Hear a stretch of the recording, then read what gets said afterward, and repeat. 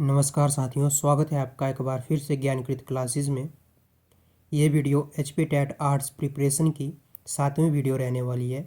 ये video HP TET की तैयारी करने वालों के लिए तो रहेगी ही, साथ में उनके लिए भी रहेगी जो अन्य किसी गवर्नमेंट एग्ज़ाम की तैयारी कर रहे हैं। पिछली वीडियो में हमने बात की थी मौर्य उत्तरकाल के बारे में। इस वीडियो में हम बात करेंगे गुप्त वंश के बारे में या गुप्त साम्राज्य के बारे में। तो चलिए वीडियो को शुरू करते हैं। गुप्त साम्राज्य को भारत का स्वर्ण युग भी कहा जाता है, क्योंकि गुप्त काल के समय कला, विज्ञान, संस्कृत और भी विभिन्न क्षेत्रों में बहुत प्रगति हुई। इसीलिए इस काल को स्वर्ण युग के नाम से जाना जाता है। आगे बात करते हैं कि यह साम्राज्य लगभग 319 ईस्वी से लेकर 550 ईस्वी तक अस्तित्व में रहा। कुछ इतिहासकार मानते हैं कि यह साम्राज्य 240 ईस्वी से लेकर 467 ईस्वी तक अस्तित्व में रहा। आगे मैं आपको बताऊंगा कि ऐसा क्यों है। और अगर हम बात करें कि गुप्त साम्राज्य भारत में कहाँ तक फैला हुआ था, तो आप इस मैप में देख सकते हैं। जो आपको ये ऑरेंज एरिया दिखाई दे रहा है, यह सारा गुप्त साम्राज्य के अंतर्गत आता था। चलिए अब आगे बात करते हैं प्रमुख शासकों के बारे में। इस वंश के जो संस्थापक और पहले शासक हुए थे श्रीगुप्त, जिन्होंने लगभग 240 ईस्वी से 280 ईस्वी तक शासन किया। और श्रीगुप्त के उत्तराधिकारी हुए घटोत्कच, जिन्होंने लगभग 280 ईस्वी से लेकर 319 ईस्वी तक शासन किया। आगे बात करते हैं चंद्रगुप्त प्रथम के बारे में। तो उन्होंने 319 ईस्वी से लेकर 335 ईस्वी तक राज किया और यह गुप्त वंश के प्रथम महान सम्राट भी कहलाए और इन्हीं को गुप्त वंश का वास्तविक संस्थापक भी कहा जाता है।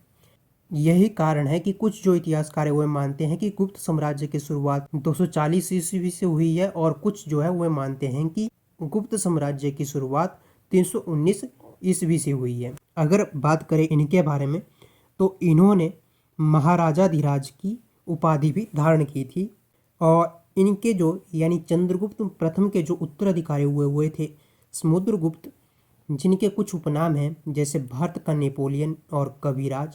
भारत का नेपोलियन समुद्रगुप्त को इसलिए कहा जाता है क्योंकि इन्होंने आर्यव्रत के 9 शासकों और दक्षिणावर्त के 12 शासकों को पराजित किया। और कविराज इसलिए कहा जाता है क्योंकि ये संगीत के भी बहुत बड़े प्रेमी थे। जैसा कि मैंने आपको कहा कि ये संगीत के बड़े प्रेमी थे, तो इसी कारण इन्हें सिक्कों पर वीणा बजाते हुए भी दिखाया गया है। यानी समुद्रगुप्त को सिक्कों पर वीणा बजाते हुए भी दिखाया गया। यह एक बहुत ही महत्वपूर्ण क्वेश्चन है, ये बार बार पूछा जाता है। आगे है कि समुद्रगुप्त के जो दरबारी कवि थे वो हरिसेन थे, जिन्होंने इलाहाबाद प्रशस्ति लेख की रचना की है। और समुद्रगुप्त के जो उत्तराधिकारी हुए थे चंद्रगुप्त द्वितीय, जिन्हें विक्रमादित्य भी कहा जाता है। इन्होंने शासन किया 375 ईस्वी से लेकर 415 ईस्वी तक। जैसा कि मैंने आपको कहा कि ये समुद्रगुप्त के उत्तराधिकारी थे। चंद्रगुप्त द्वितीय के शासन काल में जो है चीनी यात्री फाहियान जो है वो भारत आया। यह भी एक बहुत महत्वपूर्ण क्वेश्चन है, बार बार पूछा जाता है। चलिए अब आगे बात करते हैं कि चंद्रगुप्त द्वितीय ने शकों पर जीत हासिल की और जब उन्होंने यह जीत हासिल की तो उसकी खुशी में उन्होंने चांदी के सिक्के चलाए और इसके बाद ही इन्होंने विक्रमादित्य की उपाधि भी धारण की या हासिल की। और आगे बात करें तो चंद्रगुप्त द्वितीय के दरबार में 9 विद्वान रहते थे, जिन्हें नवरत्न कहा जाता था। जिनमें सबसे अग्रिम जो थे यानी पहले जो थे वे थे कालिदास। इसके अलावा और भी रहते थे जैसे अमर सिंह, शंकु और विरुच, आर्यभट्ट आदि। चंद्रगुप्त द्वितीय के उत्तराधिकारी कुमारगुप्त प्रथम हुए, जिन्होंने 415 ईस्वी से लेकर 455 ईस्वी तक शासन किया और कुमारगुप्त प्रथम ने ही नालंदा विश्वविद्यालय की स्थापना की। यह भी एक बहुत ही महत्वपूर्ण क्वेश्चन है और बार बार पूछा जाता है। आगे बात करें कुमारगुप्त प्रथम के जो उत्तराधिकारी हुए थे स्कंदगुप्त, और स्कंदगुप्त ने शासन किया 455 से लेकर 467 ईस्वी तक। अगर बात करें स्कंदगुप्त के बारे में, तो उन्होंने हुणों के आक्रमणों को रोका और जो स्कंदगुप्त थे वे गुप्त वंश के अंतिम महान शासक भी हुए। यानी इसके बाद जो शासक आए वो बहुत ही कमज़ोर थे। इसीलिए जैसा कि मैंने आपको पहले भी कहा कि कुछ इतिहासकार जो हैं वो गुप्त साम्राज्य को 319 ईस्वी से लेकर 467 ईस्वी तक मानते हैं। चलिए अब आगे बात करते हैं। जैसा कि मैंने कहा कि स्कंदगुप्त के बाद कमजोर शासकाल और अंततः 550 ईस्वी तक गुप्त साम्राज्य समाप्त हो गया और जो गुप्त साम्राज्य या गुप्त वंश के अंतिम शासक हुए थे विष्णुगुप्त। चलिए अब कुछ अन्य महत्वपूर्ण जानकारी के बारे में बात करते हैं, जैसे उनके सांस्कृतिक जीवन के बारे में, सिक्कों के बारे में। जो गुप्त शासक थे वो विष्णु के उपासक थे और गुप्त शासकों का जो राज्य चिन्ह था वो गरुड़ था। गुप्तों ने सर्वाधिक स्वर्ण मुद्राएं जारी की।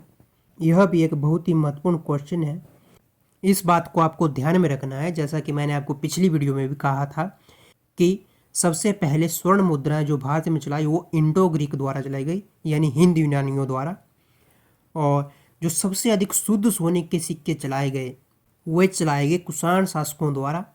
और उसके बाद ये है कि गुप्त वंशों ने सबसे अधिक सोने के सिक्के चलाए। इन बातों में कंफ्यूज नहीं होना है, ये सारी अलग अलग बातें हैं और जब इनसे रिलेटेड आपको क्वेश्चन पूछा जाएगा तो उसमें इंडो ग्रीक, गुप्त वंश और कुषाण वंश होगा ही होगा। और जो गुप्तों ने स्वर्ण मुद्राएं जारी की उन्हें दिनार कहा जाता था, ये भी आपको ध्यान में रखना है, बार बार पूछा जाता है। आगे बात करें तो जो चांदी के सिक्के गुप्तों ने चलाए उसे रुपयका कहा जाता था। गुप्त काल में ही अजंता एवं अलोरा की गुफाओं का निर्माण भी हुआ। और जो एक प्रसिद्ध पुस्तक है जिसे विष्णु शर्मा द्वारा लिखा गया है पंचतंत्र, वह भी गुप्त काल में ही लिखी गई है।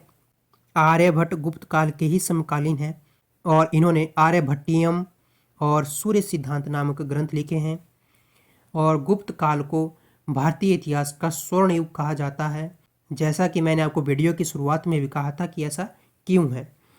इसका जवाब आप कमेंट करके ज़रूर बताएं। तो गुप्त वंश के बारे में इतना ही। चलिए अब देख लेते हैं कुछ MCQs जो इससे रिलेटेड पूछे जाते हैं। जैसे कि गुप्त काल में स्वर्ण मुद्राओं को क्या कहा जाता था, अभी मैंने आपको बताया कि इन्हें दिनार कहा जाता था। नालंदा विश्वविद्यालय की स्थापना किसने की, आपको भी बताया कि नालंदा विश्वविद्यालय की स्थापना कुमारगुप्त प्रथम ने की। भारत का नेपोलियन कहा जाता है समुद्रगुप्त को। सिक्कों पर वीणा बजाते हुए दिखाया गया है समुद्रगुप्त को। और फाहियान जो है वो चंद्रगुप्त द्वितीय के शासनकाल में भारत आया। इस तरह के क्वेश्चन इस टॉपिक से पूछे जाते हैं। तो इस वीडियो में इतना ही, मिलते हैं अगले वीडियो में। तब तक के लिए सीखते रहिए, पढ़ते रहिए। जय हिंद, जय भारत।